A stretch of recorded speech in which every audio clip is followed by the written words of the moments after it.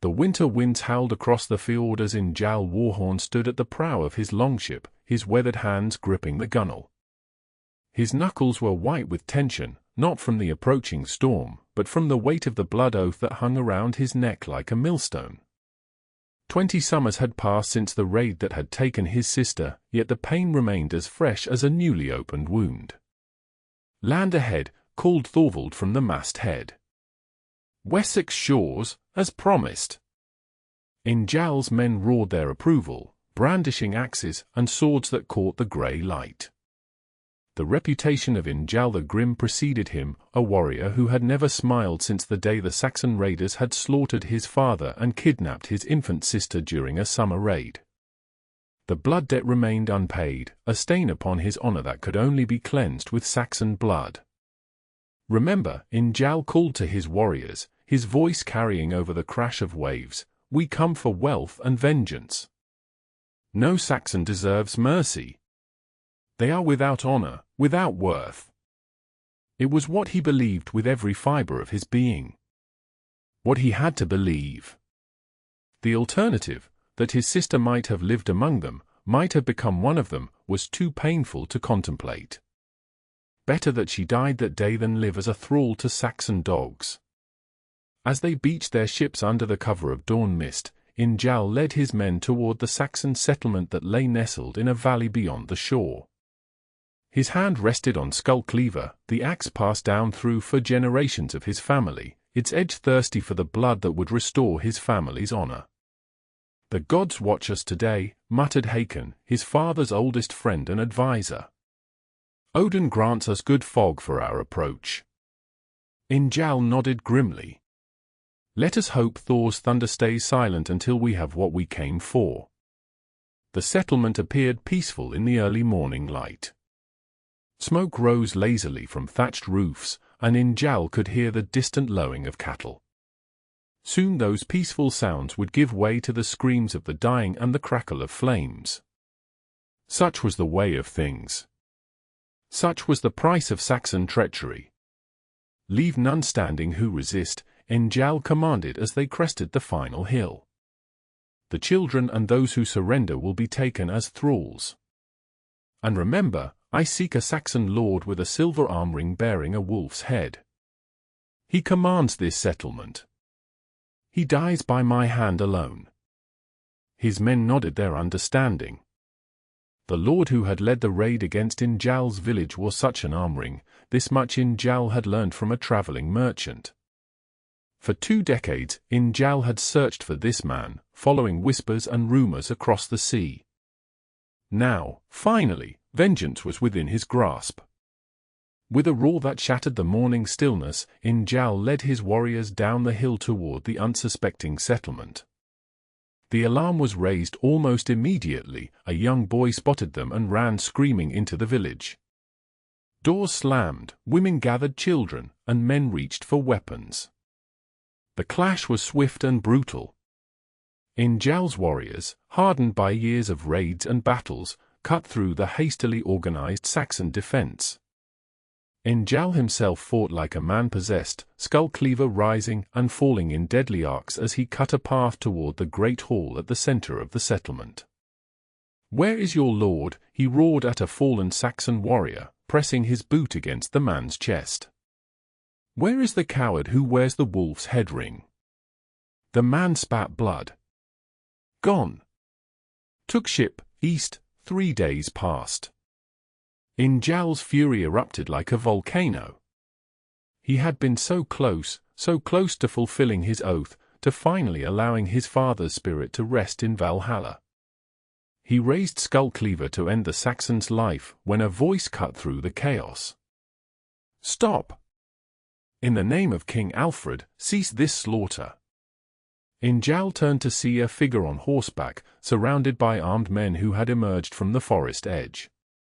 Their armor gleamed in the morning light, too many to fight, even for his battle-hardened warriors. But it was not the armed men that made Njal lower his axe. It was the rider at their center.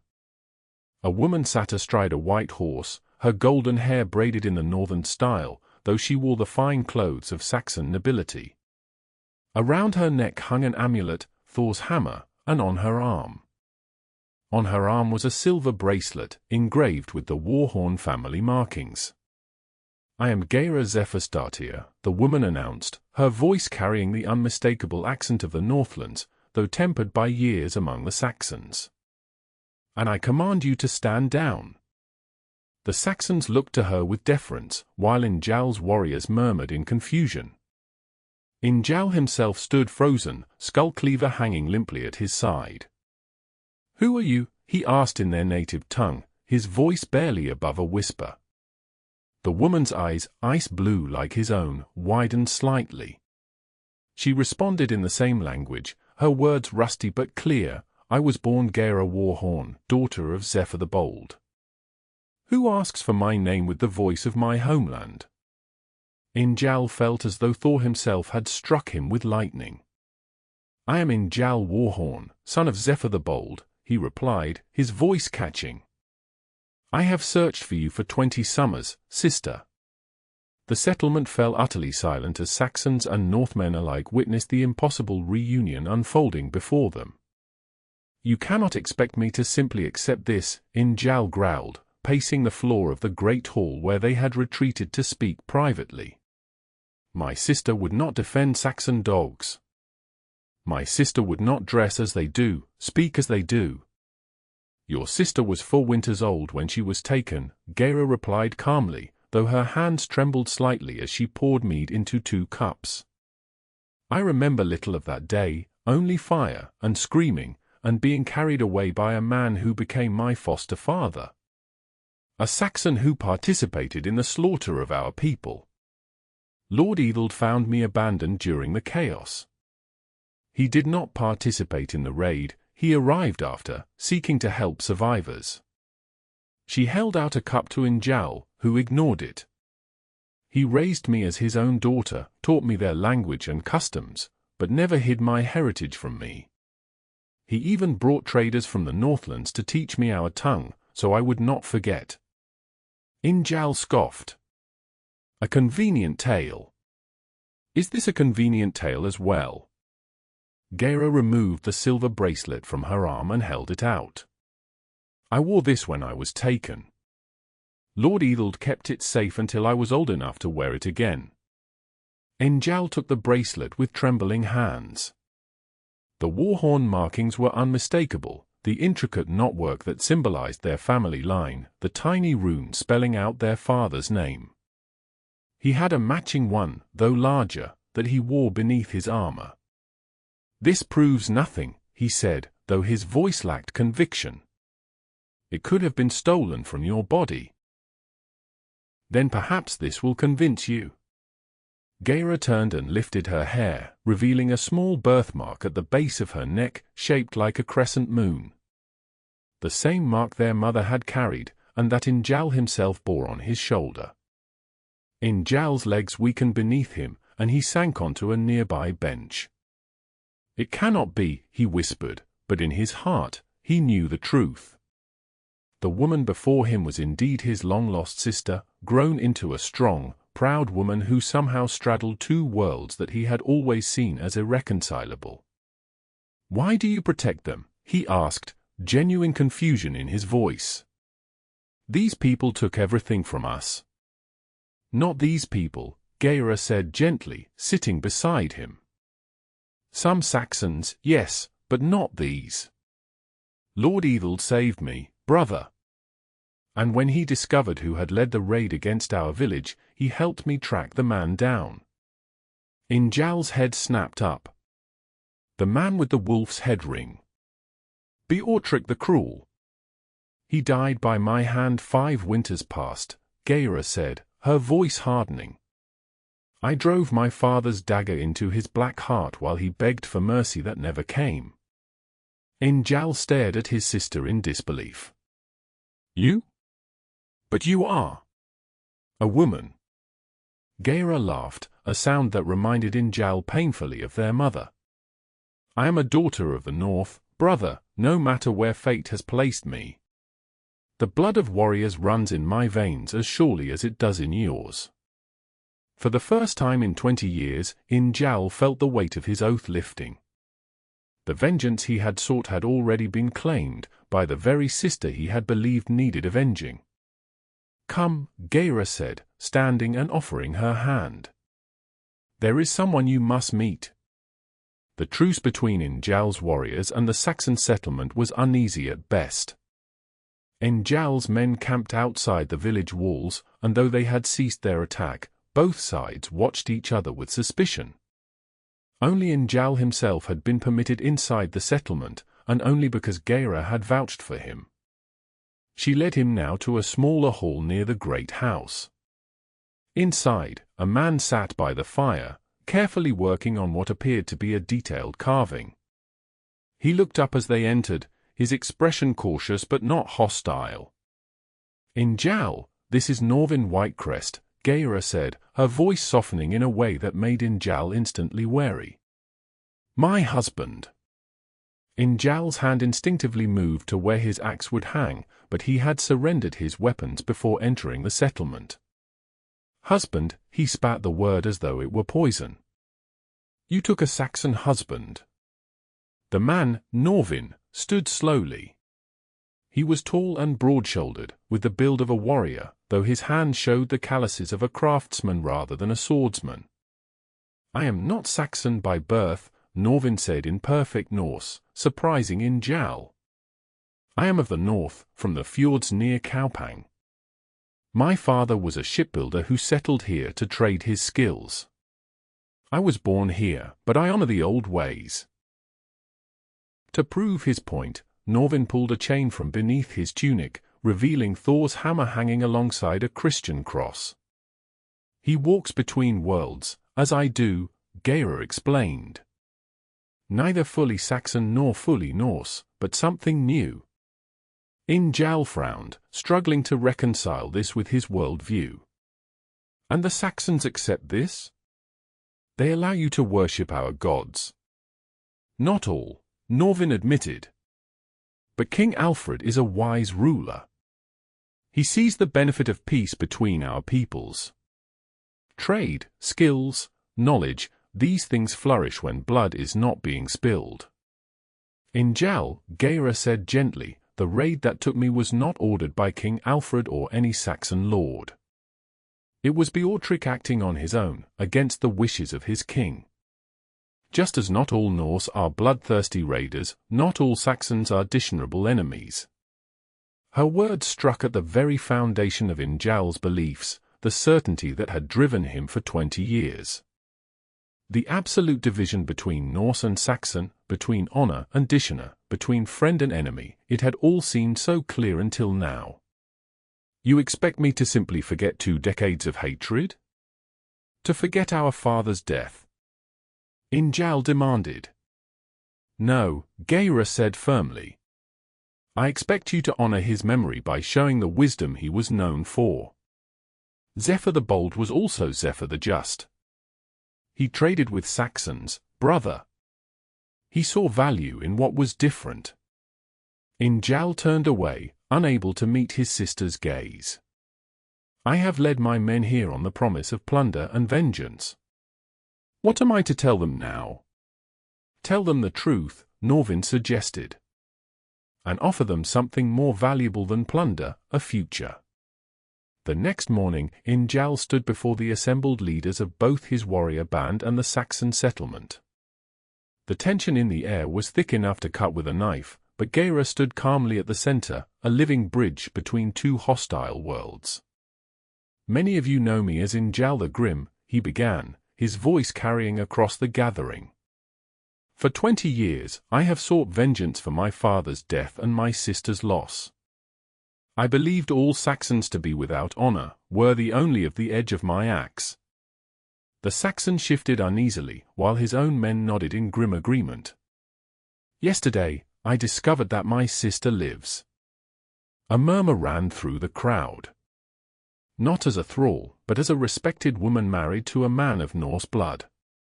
The vengeance I sought has already been claimed, by her own hand." He gestured to Geira, who stood tall and proud, her Norse heritage evident in her bearing despite her Saxon clothes. I have been forced to confront a truth I have long denied, that there is honor to be found even among those we name enemies. That the line between Norse and Saxon is not as clear as I once believed. Some of his warriors grumbled, and Hakon stepped forward. What of our raid? We came for wealth and glory. And you shall have it, Njal replied. But not through plunder. Lord Evil and I have reached an agreement. This settlement needs protection from raiders, both Saxon and Norse. In exchange for our shields, they offer land, silver, and a place for those of us who wish to settle. You would have us become farmers, one of his younger warriors scoffed. I would have you become builders of something that lasts longer than the glory of a single raid, Njal countered. Our people have always sought new lands. Here is land ripe for the taking, not by force, but by agreement. Hakon stroked his grey beard thoughtfully. And those who do not wish to stay may return to our homeland with their fair share of the silver Lord Evil has offered, Njal assured him. No man will be forced to stay against his will. The discussion continued, heated at times, but Njal observed something remarkable. As his warriors and the Saxon leaders debated, they began to see each other not as faceless enemies, but as men with concerns, hopes, and principles not so different from their own.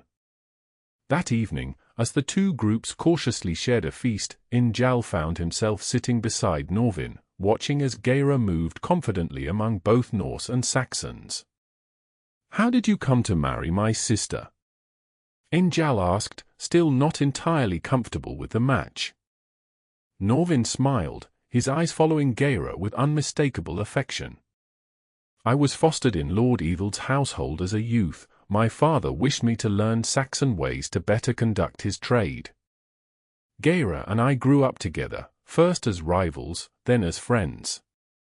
His expression softened.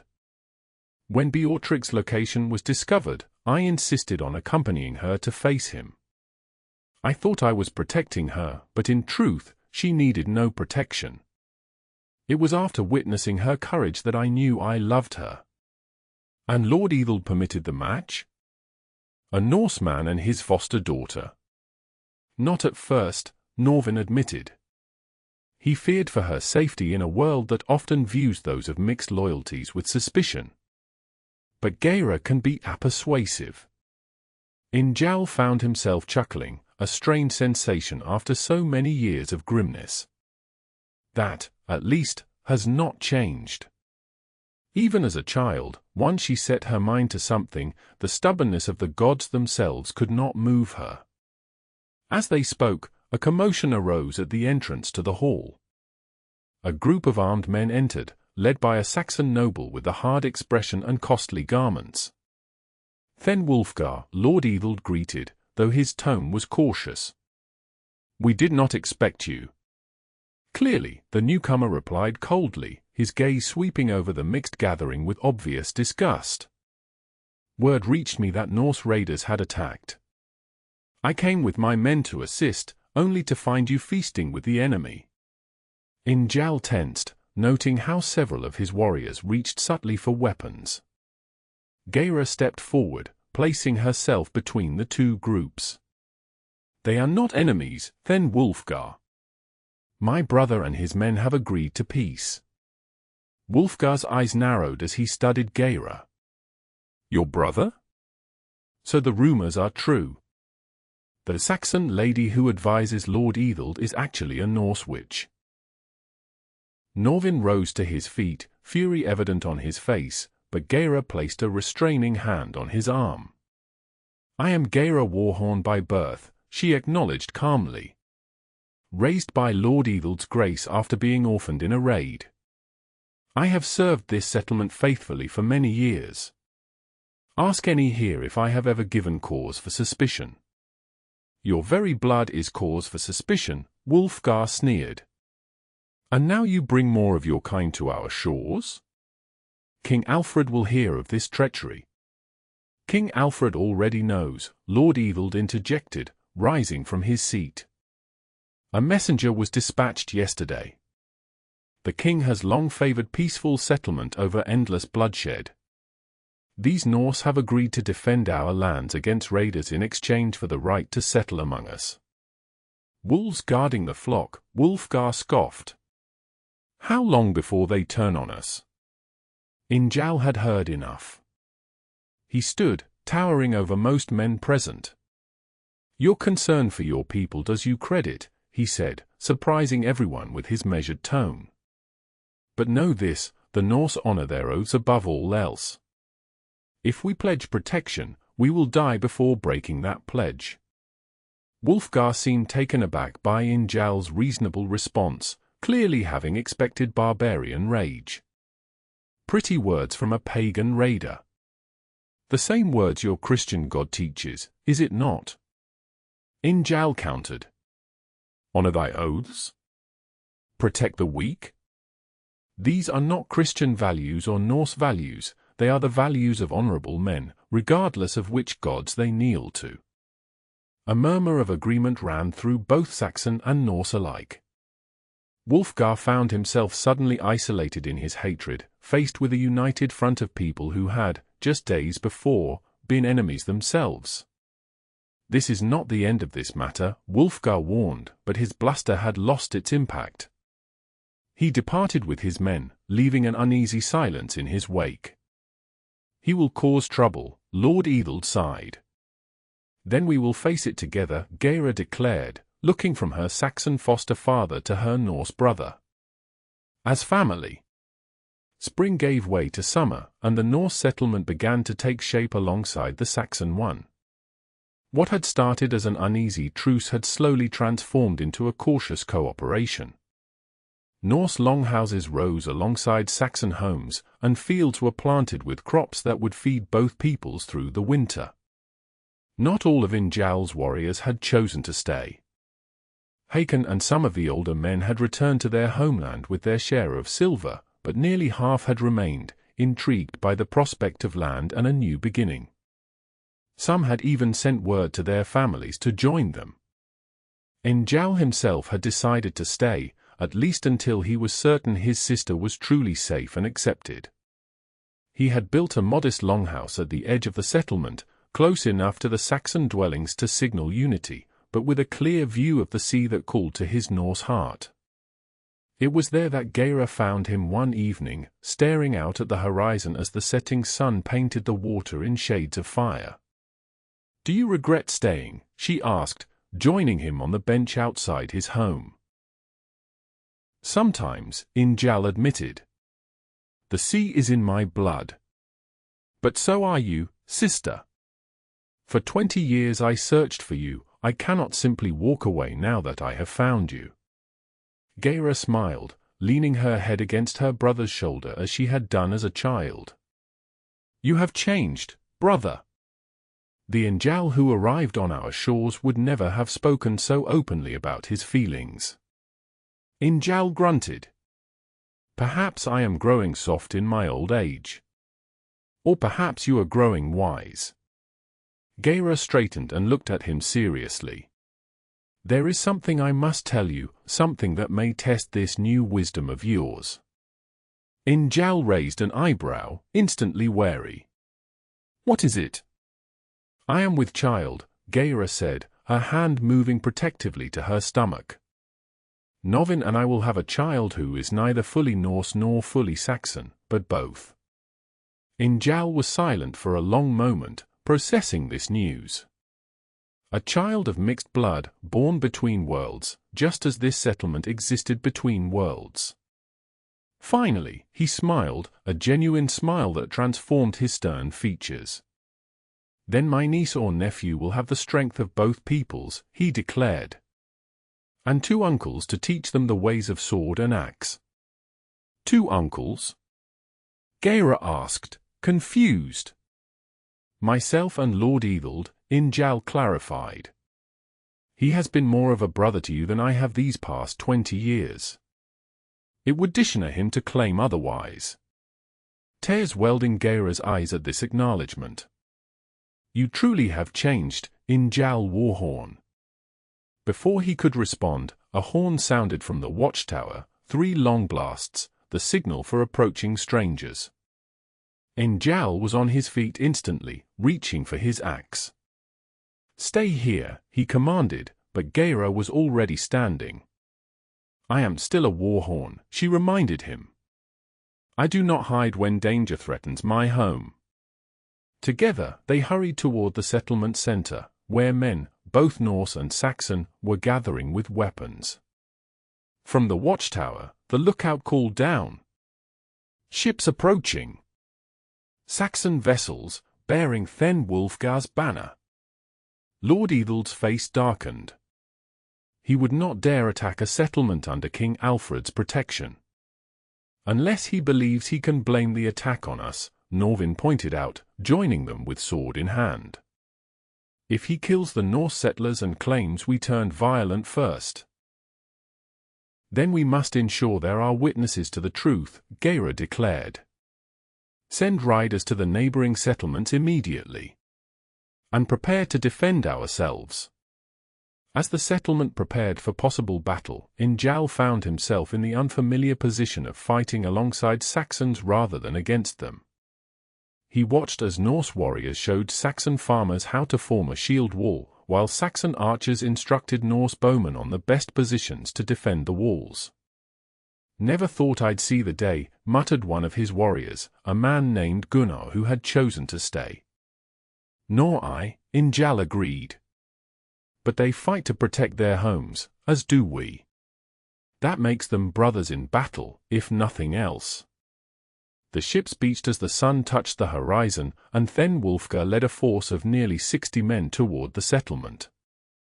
Too few for a full assault, but enough to cause significant damage if they caught the defenders unprepared. Lord Ethel, Njal, and Geira stood at the settlement's gate, a unified front that clearly took Wulfgar by surprise. "Stand aside, Ethel," Wulfgar called. "I come by order of the King's Reeve to investigate reports of Norse treachery." "There has been no treachery here," Lord Ethel replied steadily. "Only peace and cooperation. If the Reeve has concerns, he is welcome to visit and see for himself." "The Reeve authorized me to act in his stead," Wulfgar insisted, though something in his manner suggested deception. Geira stepped forward, her pregnant belly now visible beneath her dress. "Show us this authorization, then Wulfgar. Surely the Reeve provided written proof of such serious charges." Wulfgar's eyes narrowed as they fixed on Geira's stomach. "So, the Norse witch breeds more of her kind to infest our lands.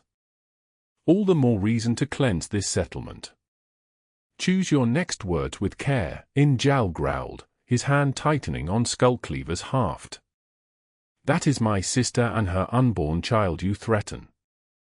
Tension crackled in the air as Wulfgar's men shifted uneasily. They had expected to find a Norse raid in progress, not a unified settlement prepared to defend itself. "I will not bandy words with pagans," Wulfgar declared. "Stand aside, or we will cut you down." "This settlement stands under King Alfred's protection," Lord Ethel stated firmly. "Attack us, and you attack the king himself." Wulfgar's face contorted with rage. "The king is misled by those who would see us weakened. England is for true Englishmen, not Norse invaders and those who bed them." He drew his sword, signaling his men to attack, but before they could move, the thunder of hooves sounded behind them. A party of riders approached rapidly, bearing the banner of the king's own guard. Wulfgar's face drained of color as he recognized the leader, the King's Reeve himself, accompanied by a dozen armed men. "Then Wulfgar," the Reeve called as he reined his horse to a stop. "What exactly do you think you're doing?" "My Lord Reeve," Wulfgar stammered. "I came to investigate reports of Norse treachery, curious," the Reeve interrupted coldly, "since I issued no such order, nor has any report of treachery reached my ears. In fact, the only reports I've received speak of a successful settlement of Norse warriors who have pledged to defend our shores against raiders." Geira stepped forward, bowing respectfully to the Reeve. My lord, then Wulfgar appears to object to the very existence of those with Norse blood on these shores, including myself and my unborn child. The Reeve's eyes softened slightly as they took in Gaera's condition. Lady Gaera, the king sends his regards and his congratulations on your marriage and coming child. He sees in your union the future of our lands, Norse strength and Saxon wisdom combined. Wulfgar's men began to back away, unwilling to stand against the king's representative. Wulfgar himself stood frozen, his plans crumbling around him.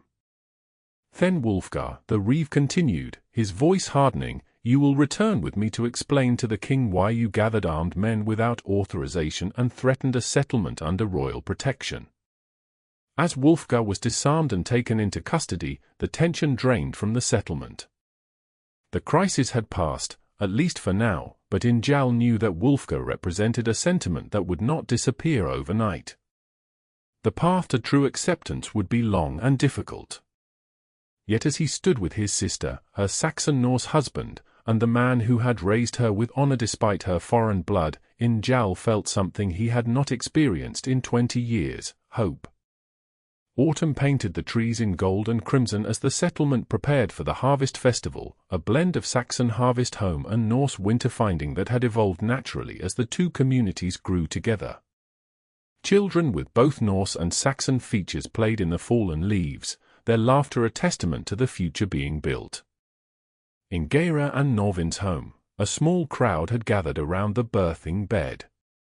The labor had been long and difficult, but finally, as the harvest moon rose full and bright, a new cry joined the night, the powerful wail of a healthy child born between worlds. "A daughter," the midwife announced, placing the swaddled infant in Gaera's arms. Njal stood awkwardly at the edge of the room, uncertain of his place in this intimate moment, until Gaera beckoned him closer. "Brother," she said, her voice tired but joyful, "meet your niece, Freya Ethelhild Whitecrest." Njal approached cautiously, looking down at the tiny red face peering out from the blankets. The child had a dusting of golden hair like her mother and father's strong brow. As he watched, her eyes opened briefly, ice blue, like the Warhorn line. "She carries both worlds in her name," Norvin explained. "Freya for the Norse goddess, Ethelhild to honor her Saxon heritage." "She is perfect," Njal said softly, surprising himself with the depth of emotion he felt for this small creature who represented everything he had once despised, the blending of Norse and Saxon blood. Lord Ethelred stepped forward, his aged face creased with joy. "With your permission," he said to Gaera and Norvin, "I would like to gift her the land that lies between our two settlements, the meadow by the stream. It has belonged to my family for generations, but I have no children of my own blood. Let it be hers, a symbol of the bridge she represents." Gaera's eyes filled with tears as she nodded. "A most generous gift, father." "And I pledge Skullcleaver to her protection," Njal added impulsively. "Not to use, may she never need to raise a weapon, but as a symbol that the strength of her Norse ancestors will always stand guard over her future." The ancient axe that had taken so many lives would now stand vigil over a new life, a transformation as profound as the one Njal himself had undergone. As the celebrations continued outside, Njal stepped out into the cool autumn night, gazing up at the stars. For the first time in 20 years, he felt the burden of his blood oath lifted completely. The vengeance he had sought had been replaced by something far more powerful, the promise of renewal, of life continuing despite the blood that had been spilled. "Father," he whispered to the night sky, "I hope you feast well in Valhalla. Your line continues, though perhaps not as you might have imagined. The blood of the Warhorns now flows in veins that also carry Saxon blood, but it flows strong and true." A cool breeze stirred the trees, sending a shower of golden leaves spiraling down around him. Njal smiled, choosing to take it as a sign of his father's approval. Inside, Gaera hummed an old Norse lullaby to her daughter, a song their mother had once sung to them. The ancient words floated out into the night, bridging past and future, Norse and Saxon, hatred and love. As winter approached, the blended settlement prepared to face it together, no longer divided by blood feuds or ancient hatreds, but united by the tiny child who embodied the truth Njal had finally come to accept, that honor was not determined by birth or blood, but by the choices one made and the love one showed. And in that truth lay the greatest victory of all.